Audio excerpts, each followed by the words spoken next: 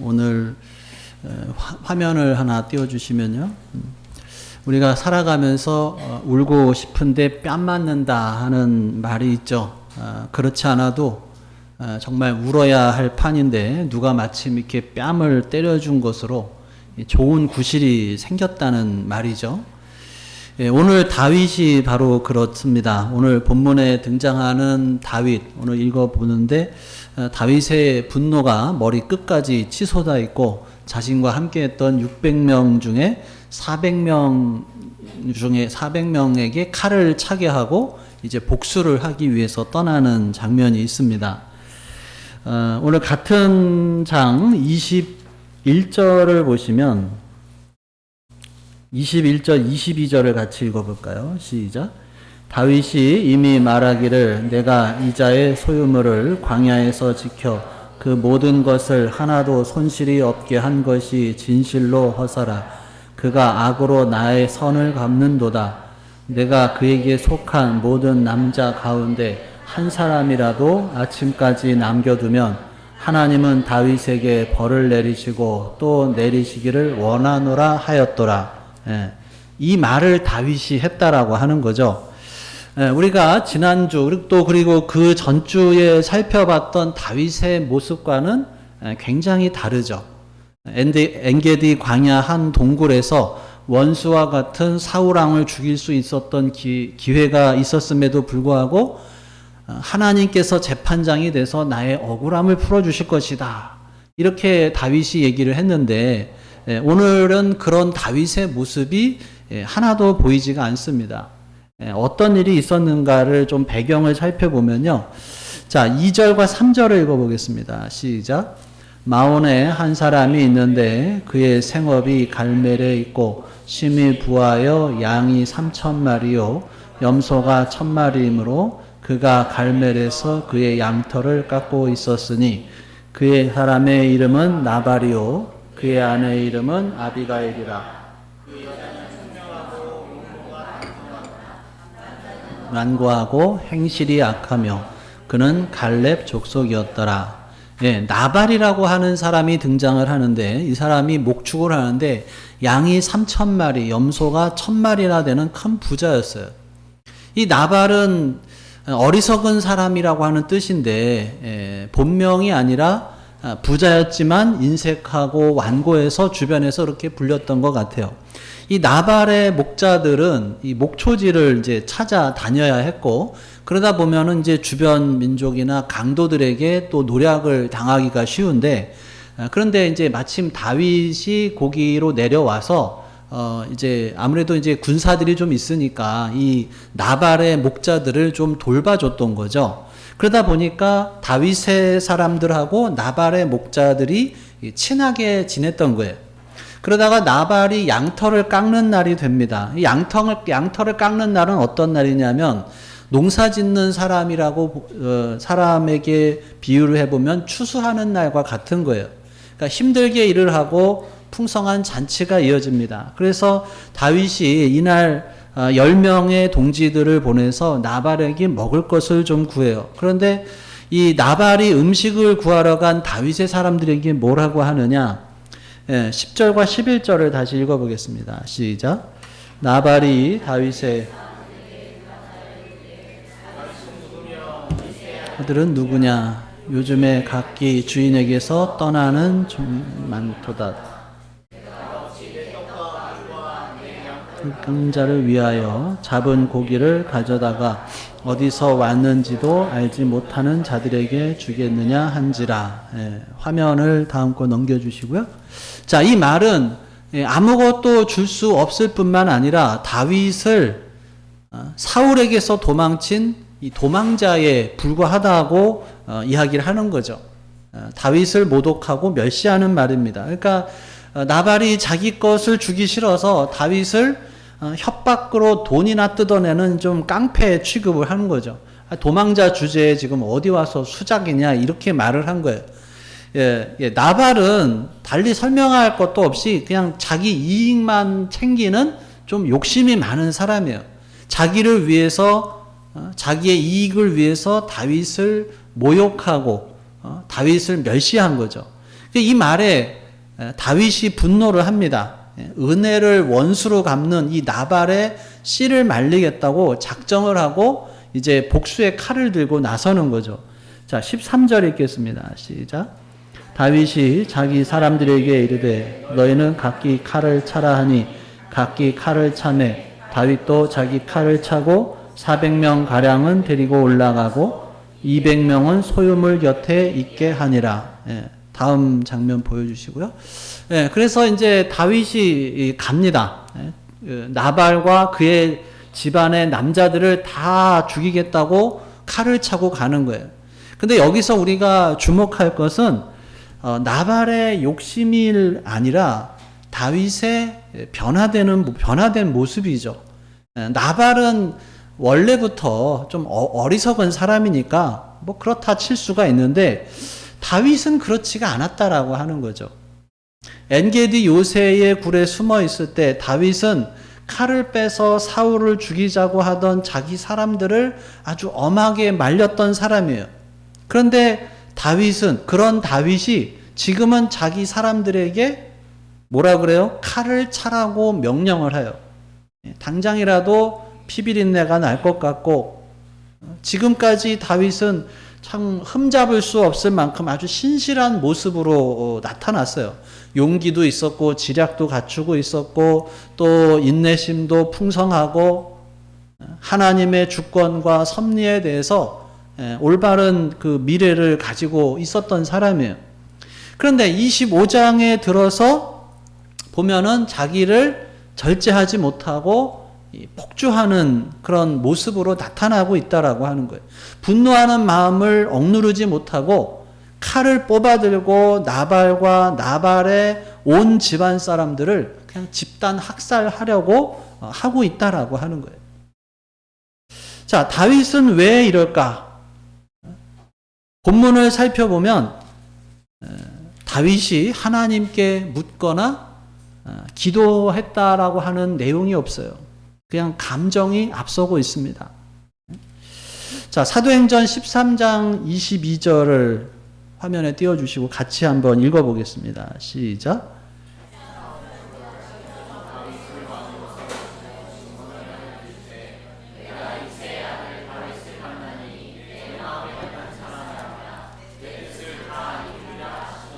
예. 자, 여기서 맞는다라고 하는 것, 이거는 누군가의 뒤를 따른다는 거예요. 그러니까 하나님께서 다윗을 보실 때 내 마음에 맞는다라고 말씀하신 것은 내 마음을 따르는 사람이라고 하는 거예요. 하나님의 마음, 하나님의 뜻을 거스르지 않고 하나님의 마음을 따라 살려고 순종하는 사람이 다윗이었다라고 하는 거예요. 그러니까 늘 하나님의 뜻이 무엇인지를 찾으려고 하고 하나님께서 기뻐하시고 바라시는 바를 행하려고 무던히도 노력하던 사람이 다윗이었다는 거예요. 그런데 그런 다윗이 지금은 어떻게 해요? 하나님께 묻지도 않고 감정에 사로잡혀서 분노로 폭주하고 있는 거예요. 그러니까 표면적으로 봤을 때는 지금 어떤 거예요?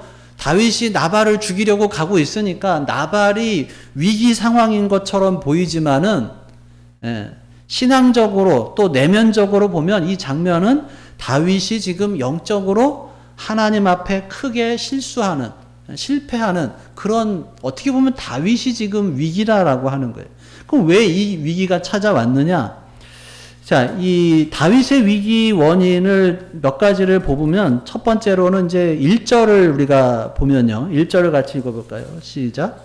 사무엘이 죽음에 온 이스라엘 무리가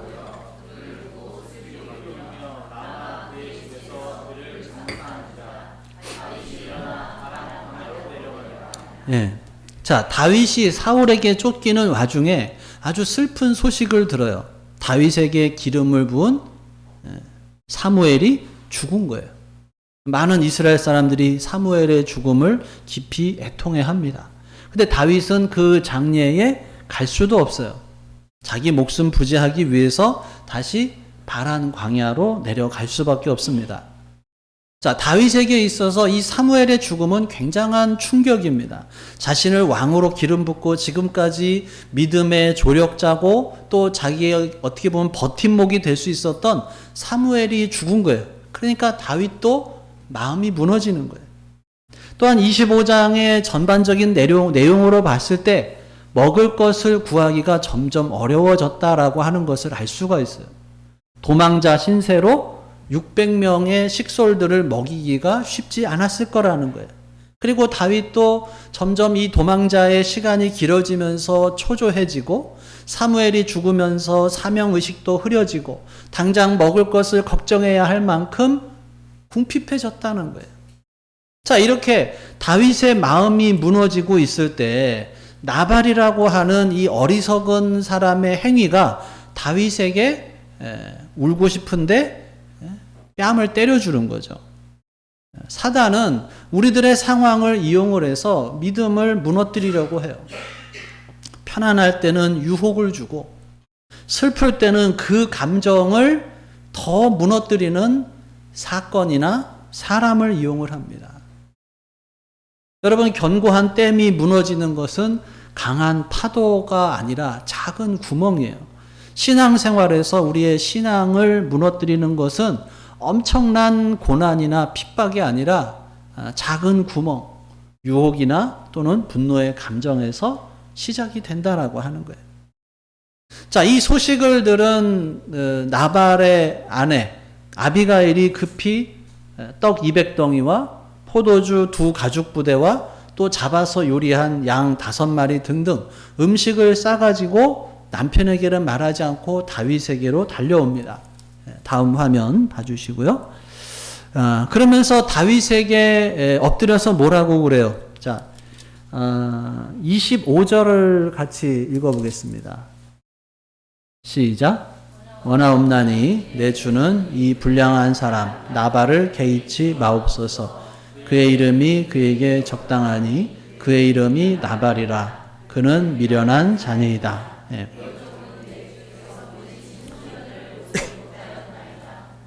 예. 나발이라고 하는 이름의 뜻이 미련한 자인데, 원래 그런 사람이니까, 나발은 원래 그런 사람이니까, 신경 쓰지 말라는 거예요. 자, 그러면서 26절 또 읽겠습니다. 시작. 내 주여 여호와께서 맹세하노니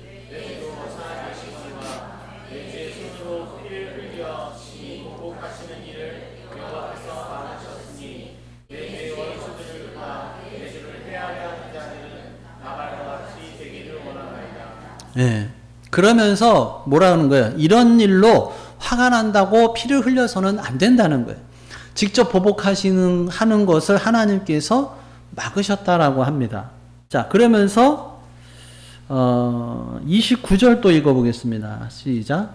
사람이 일어나서 내 주를 쫓아 내 주의 생명을 찾을지라도 내 주의 생명은 내 주의 하나님 여호와와 함께 생명싸개 속에 쌓였을 것이요 내 주의 원수들의 생명은 물매로 던지듯 여호와께서 그것을 던지시리이다. 예. 자, 그래서 다윗의 말을 요약하면 뭐예요? 다윗이여, 원수 갚는 일은 당신이 할 일이 아니라 하나님께서 하실 일입니다.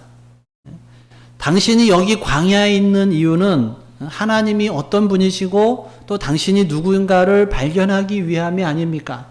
나발은 어리석은 사람이고 불량한 사람인데 그 사람 때문에 당신도 똑같은 사람이 되려고 하시는 겁니까? 이렇게 묻는 거죠. 근데 이 아비가일의 말은 잠들어 있었던 다윗의 신앙을 다시 한번 깨웁니다. 악한 자, 나발의 행위에 똑같이 악으로 또 힘으로 폭력으로 되갚으려고 했던, 그래서 하나님 앞에 범죄할 뻔했던 다윗이 겸손하게 하나님을 바라보는 사람으로 돌아오게 되는 거예요. 자, 그래서 32절, 33절을 같이 읽겠습니다. 시작. 다윗이 아비가일에게 이르되 오늘 너를 보내어 나를 영접하게 하신 이스라엘의 하나님 여호와를 찬송할지니라. 그의 를 칭찬하니 오늘 내가 피를 흘릴 것과 친히 복수하는 것을 내가 막았느니라. 여러분, 우리가 흔히 감정이 격해질 때 하는 말이 있죠. 이판사판이다. 더 이상은 못 참는다.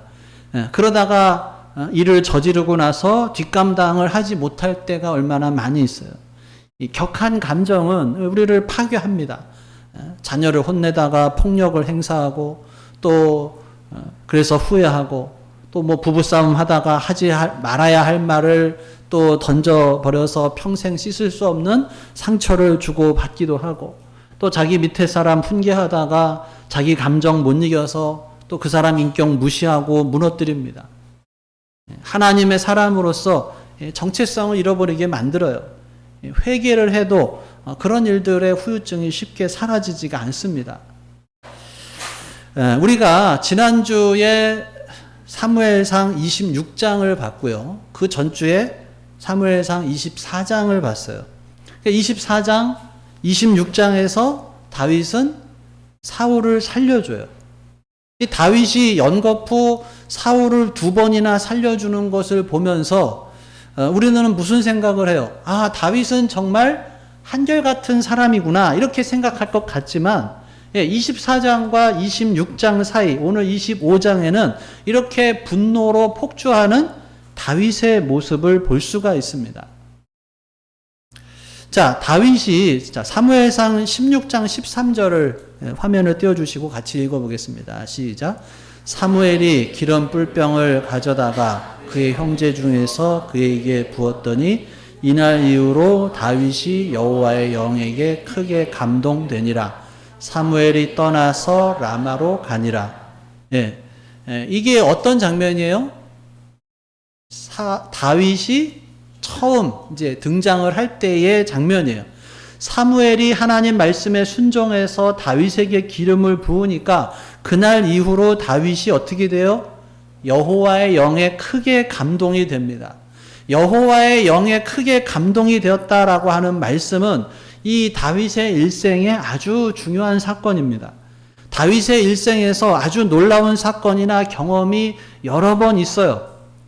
이스라엘의 차기 왕으로 기름 부음을 받은 것도 다윗에게는 엄청나게 중요한 사건이고 17장에 나오는 블레셋의 장수 골리앗을 무찌르고 이스라엘 백성들에게 인기를 얻게 된 것도 다윗의 인생에서 굉장히 중요한 사건이에요.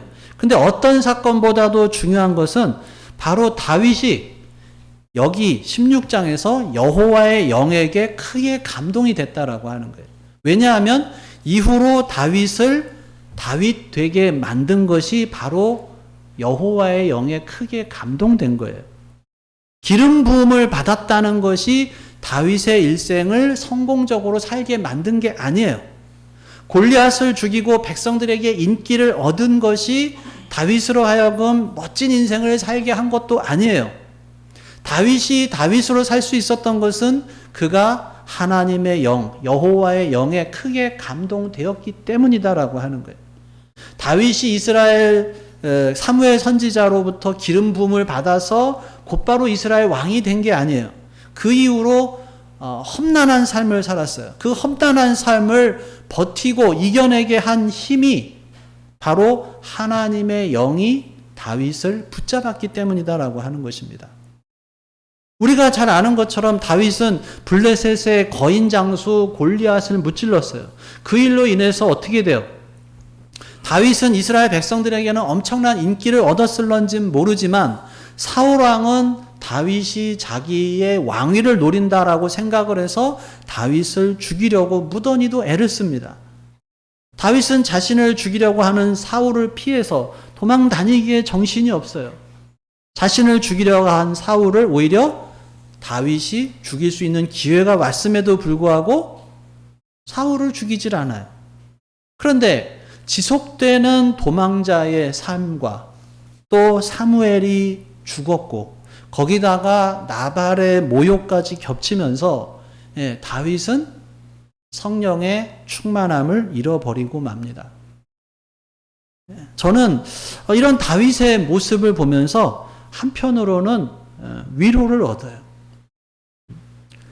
다윗도 늘 한결같지는 않구나. 여러분, 우리가 늘 한결같으면 얼마나 좋아요. 성령 충만함을 받고 그냥 그 성령 충만함으로 일평생을 살아가면 얼마나 좋아요.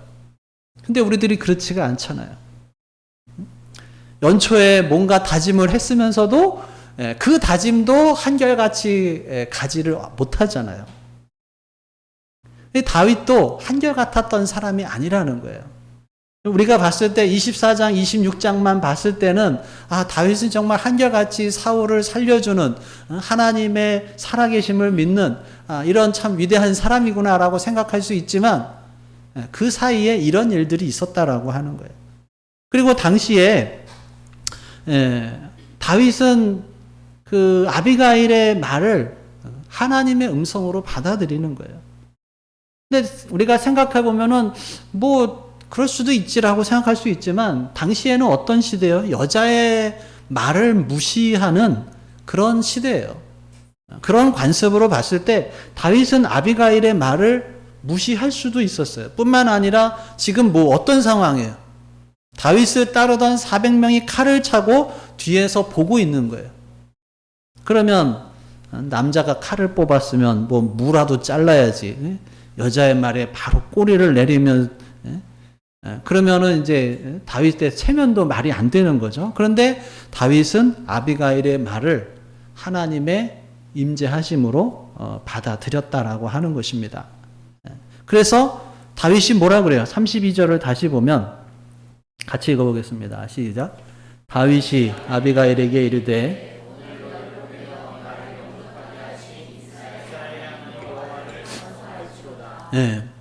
아비가일의 말이 하나님의 음성으로 들린 거예요. 다시 하나님의 임재를 깨닫고 성령의 이끌림을 회복하게 됩니다. 여러분, 다윗이 10년이 넘는 그런 시간 동안 이 고통의 시간들을 잘 견딜 수 있었던 것뿐만 아니라 그 힘든 순간에도 멋진 믿음의 사람다운 모습을 간직할 수 있었던 것은 다윗이 하나님의 영에 이끌리는 사람이었기 때문인 거예요. 그 힘든 시기를 그냥 자신의 힘으로 버티려고 했다면 끝내 버티지 못하고 쓰러지고 말았을 거예요. 만약 오늘과 같은 이 회복의 과정이 없었다면 26장에서 다윗은 사울을 죽였을런지도 모릅니다. 이 다윗을 힘든 상황에서 버티게 한 것은 자신에게 있는 어떤 능력이 아니에요. 성령의 도우심. 하나님의 영이 다윗을 붙들었기 때문이다라고 하는 것입니다. 사랑하는 여러분, 오늘 우리도 마찬가지예요. 우리가 신앙으로 살려고 할 때 하나님께서 우리를 바라보실 때 정말 소중한 존재라고 해서 우리에게 어려움이 없어지는 것이 아니에요. 우리가 아무리 하나님 마음의 기쁨이 되도록 하나님의 뜻을 따라 살려고 한다 하더라도 우리들의 삶에서는 반드시 힘든 순간이 있고 고통을 겪어야 할 일들이 있습니다. 어쩌면은 믿음으로 살려고 하기 때문에 더 힘든 삶을 견디고 버텨야 할 때도 있어요. 그런데 아무리 힘들어도 우리로 하여금 믿음의 길을 달려가게 만드는 것은 나의 힘이 결코 아니다라고 하는 거예요. 내 힘으로는 믿음의 길을 달려가려고 할 때 우리는 금방 지치게 됩니다. 내 능력이 아무리 뛰어나다 하더라도 우리에게는 한계가 있어요. 오늘 본문의 다윗처럼 울고 싶은데 누가 뺨을 때리면, 그래서 그 한계에 부딪히게 되면 우리는 낙심하게 되고 포기하게 되고 절망하게 되고 분노하게 되는 거예요. 우리가 하나님의 임재, 하나님이 함께 하신다라고 하는 것을 놓치는 순간 세상의 압박이 우리들을 밀어붙여요. 그렇게 되면 우리는 밀리기 시작하고 세상을 이길 수가 없습니다. 그렇지만 아무리 거대한 고통이 온다 하더라도 하나님의 임재 안에 거하면 우리가 승리할 수 있다라고 하는 것입니다. 많은 사람들이 하나님의 임재를 느끼지 못하거나 하나님의 임재를 느낀다 해도 희미하게 느끼면서 살아가요. 성령 충만하면 하나님의 임재로 가득한 삶을 살아갈 수 있고, 그래서 힘이 생기고 우리를 이기게 하시는 분이 하나님이시다라고 하는 것입니다. 그래서 우리는 성령께서 일하시는 것에 관심을 가져야 하는 거예요. 성령님 무엇을 하시렵니까? 제가 무엇을 하기를 원합니까? 성령님께 물어야 돼요. 성령께서 시키시는 대로 한다면 성령께서 우리 가운데 일하신다라고 하는 것입니다. 그러기 위해선 우리 힘을 빼야 돼요. 우리 힘을 빼면 성령으로 충만해지게 되는 것입니다. 찬송가 191장 후렴 부분에 보면 좁은 길을 걸으며 밤낮 기뻐하는 것 주의 영이 함께함이라. 여러분, 좁은 길은 고난의 길입니다. 어려운 길이에요. 그런데 좁은 길을 걸으며 밤낮 기뻐하는 것 주의 영이 함께함이라. 힘든 일이 없는 게 아니에요. 힘든 일이 있어요. 현실에서 제대로 되는 게 없어요. 그런데 기뻐요. 왜? 주의 영이 함께 하시기 때문에. 사랑하는 여러분, 오늘은 성령 강림 주일입니다. 예수님께서 우리에게 성령을 보내주시겠다고 약속하셨고, 약속하신 대로 오순절 성령 강림 주일에 성령을 보내주셨어요. 성령으로 사는 사람은 하늘의 능력을 안고 살아갑니다. 그 능력은 공부를 잘하는 능력이 아니고, 우리의 병을 치료하는 능력이 아니고, 우리로 출세하고 성공하게 만드는 능력이 아니에요. 그 능력은 우리로 아무리 힘들고 어려운 상황이라 하더라도 믿음으로 살게 만드는 능력입니다. 우리가 약할지라도 담대하게 하나님의 뜻을 이루면서 살도록 하는 능력이에요. 그렇게 하나님의 뜻을 이루고 하나님을 신뢰하는 믿음으로 살아갈 때 하나님께서는 우리에게 때로 공부할 수 있는 지혜를 주시기도 하고, 때로는 약한 우리들의 몸을 건강하게 회복시켜 주시기도 하고, 때로는 우리를 더 크게 쓰시기 위해서 세상 사람들이 부러워하는 성공을 얻게도 하시는 거예요. 사랑하는 여러분, 우리가 성령 충만을 위해서 기도하시기를 바랍니다. 성령에 크게 감동돼서 살기 위해서 우리가 기도하고, 다윗이 여호와의 영에 크게 감동되어서 큰 믿음의 사람으로 쓰임 받은 것처럼 우리도 여호와의 영에 크게 감동이 되어서 하나님께서 귀하게 쓰시는 사람들로 살아갈 수 있기를 바랍니다.